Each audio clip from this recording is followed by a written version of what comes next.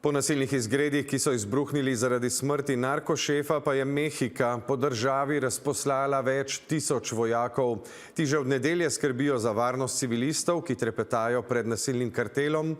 V skrbeh so tudi organizatorji in udeleženci prihajajočega mundiala.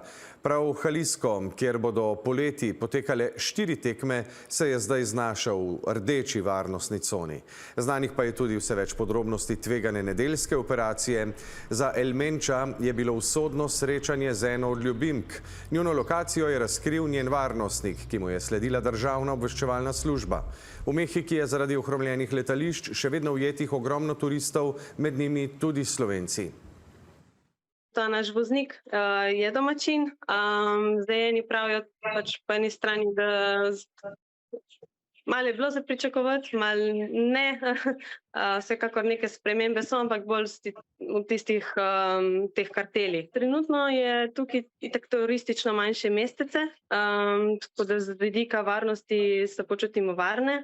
Je pa res, da po teh glavnih cestah ustavljajo, pregledujejo policaji, vojska, tam se pa malo bolj čuti, kaj se dogaja v drugih zveznih državah.